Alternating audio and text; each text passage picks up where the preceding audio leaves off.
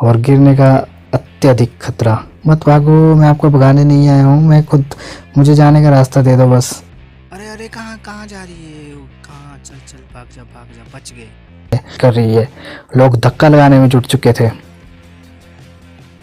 वो देखिए किस तरह से मुड़ी है। ढलान वाला जो रोड होता है उसमें सबसे ज़्यादा डर लग रहता है। जगह में मदद करें तो वो कि भीड़ कहाँ से आ गई थी।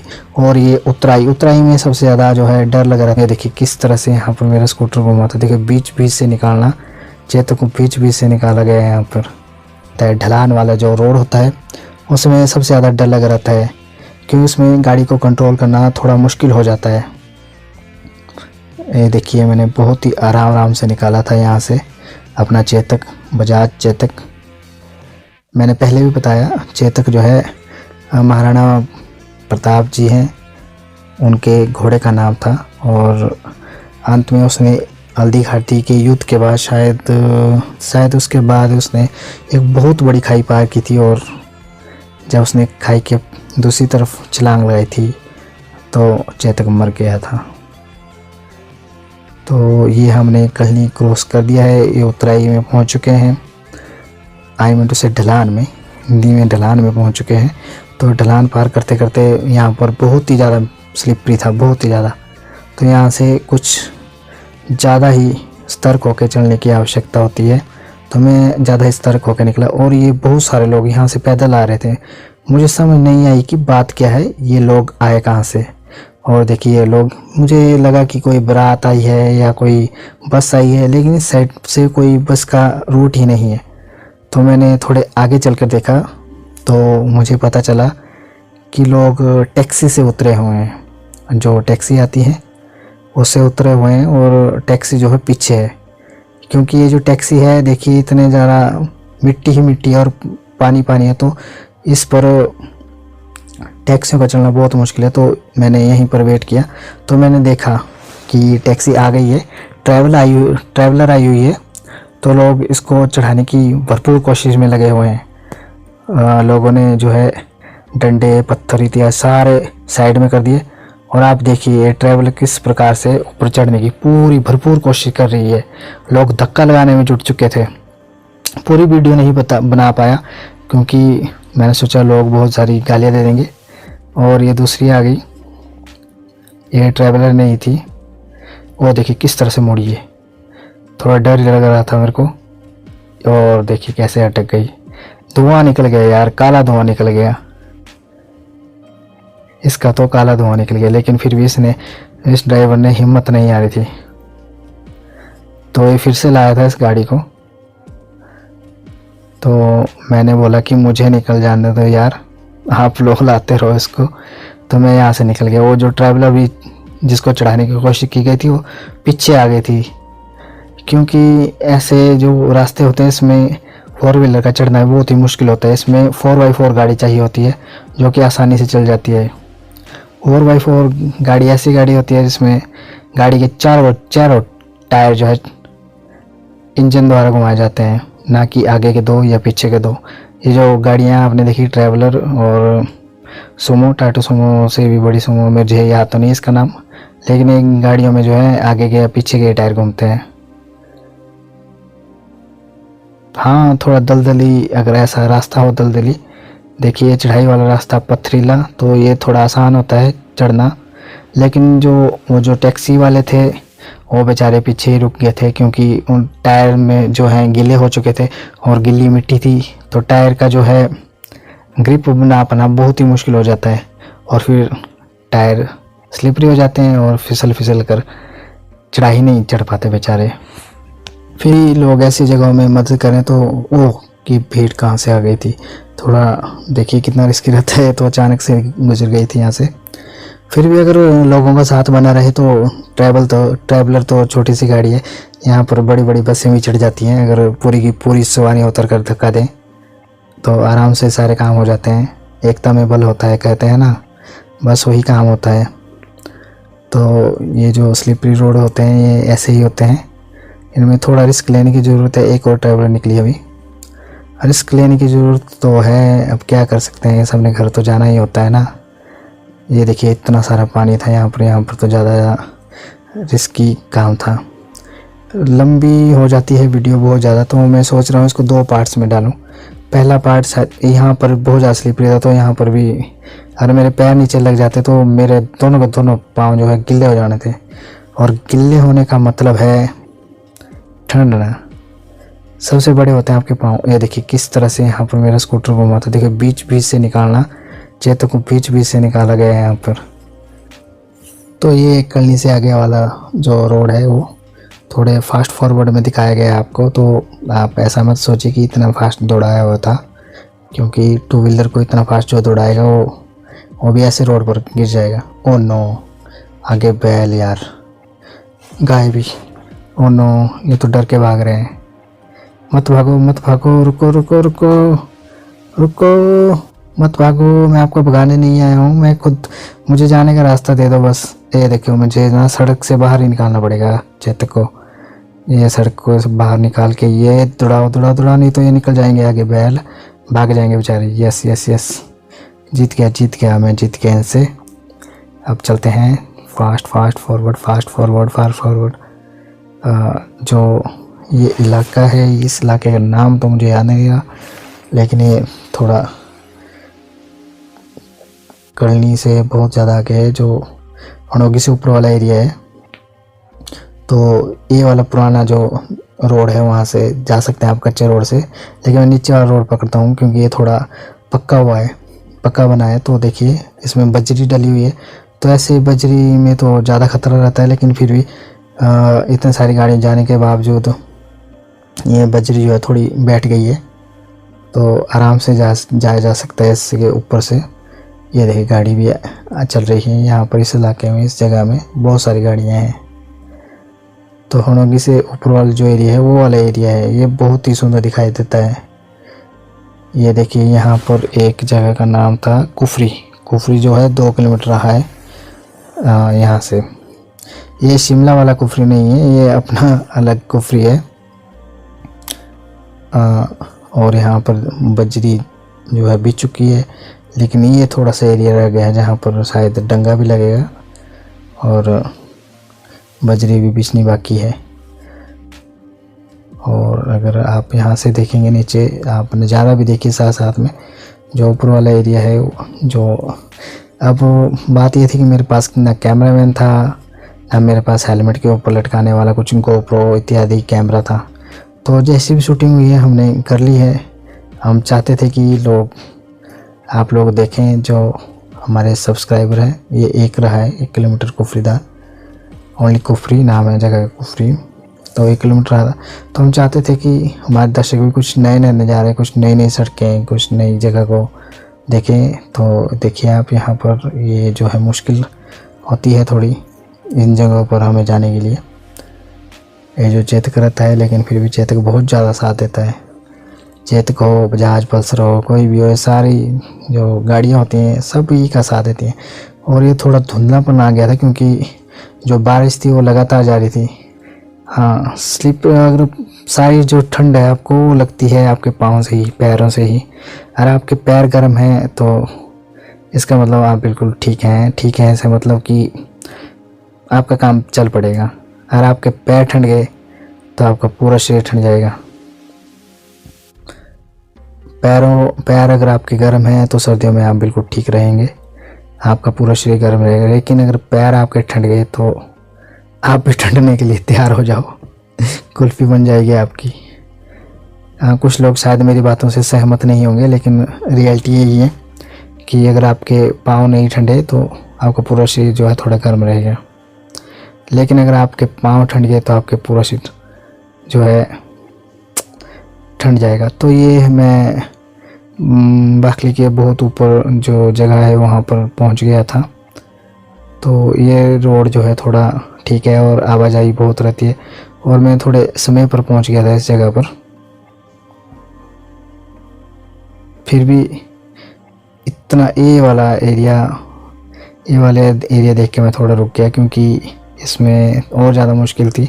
फिर से कीचड़ था और नीचे पैर लगाना मतलब पाँव को भिगाना, और गिरने का अत्यधिक खतरा। अत्यधिक किसको बोलते हैं? तो मैं आराम से जितना आराम से हो सके उतने आराम से निकला यहाँ से। तो आप लोग सोच रहे होंगे कि कोई कैमरा मैन मिल गया होता तो ज़्यादा बढ़िया था। क्या करें, मैं अकेला ही गया और भीगता भीगता आया। मिलते तो बहुत हैं जाने वाले, लेकिन जब हमने जाना होता उस वक्त कोई साथ नहीं देता। किसी को कई काम होते हैं, किसी को कई काम होते हैं, या कोई घूमने नहीं जाना चाहता, या कोई कहीं और चला जाता है घूमने के लिए।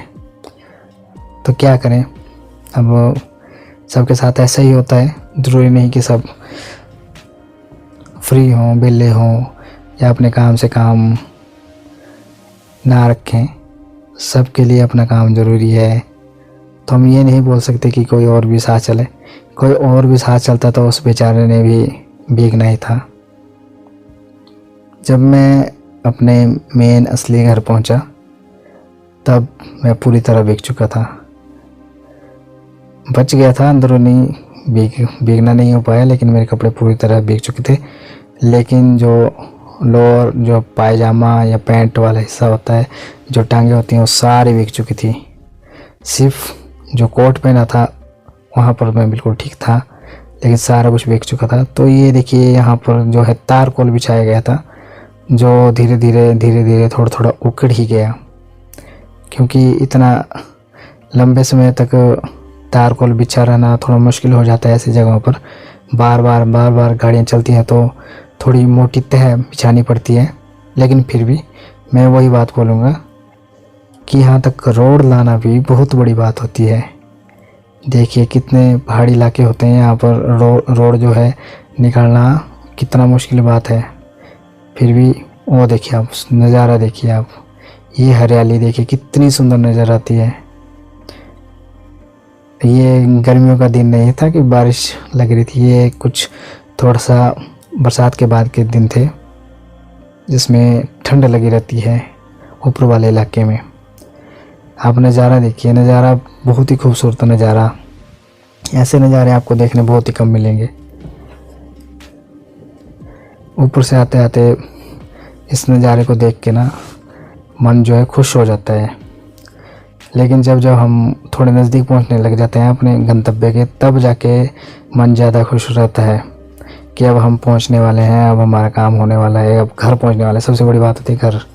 घर से बढ़कर सुख आपको कहीं नहीं मिलेगा। कुछ लोग मानते होंगे होटल में मिलेगा, कोई यहाँ मिलेगा, वहाँ मिलेगा, वो अलग बात है, बट लास्ट में घर ही जाना पड़ेगा। मरने के बाद भी आपकी लाश को पहले घर ही पहुँचाया जाता है। उससे ज़्यादा सुकून आपको कहीं नहीं मिलेगा। तो ऐसे नज़ारे और ऐसी सड़कें देखने के लिए आपको सराज वाले जो इलाके है वहाँ पर आना चाहिए। जहाँ पर सड़क की संभावना नहीं भी थी, वहाँ पर भी जो है सरकार ने पूरी भरपूर कोशिश की है सड़क निकालने की और लोगों को सुविधा प्रदान करने की। आप सामने देखिए जो पहाड़ हैं, पहाड़ों के ऊपर जो बादल छाए हुए हैं, ये देखिए आपको, इनको देखिए कितना सुंदर। मतलब बारिश के बाद ना हिमाचल का मौसम सबसे ज़्यादा मनमोहक होता है। देखने के नज़ारा जो है देखते ही बनता है। इतनी साफ सुंदर स्वच्छ हरी भरी पहाड़ियाँ देख के ना दिल खुश हो जाता है बाई गॉड। और ये नीचे डैम, पंडोह डैम के ऊपर वाला नज़ारा है ये। बहुत सारे लोग जो है बाखली माता घूमने के लिए भी आते हैं, देखने के लिए आते हैं। तो बाखली माता से थोड़ा ऊपर वाला जो एरिया है उस इलाके में पहुंचा था मैं, या बगलामुखी माता भी बोलते हैं कई लोग। वैसे असली नाम बगलामुखी माता है। ये बाखली तो चलो लोकल एरिया वाले लोग बोलते हैं सारे। तो ये वही सड़क है बगलामुखी वाली, बस थोड़ा जो रूट है वो थोड़े माता के मंदिर से पीछे से ही अलग हो जाता है।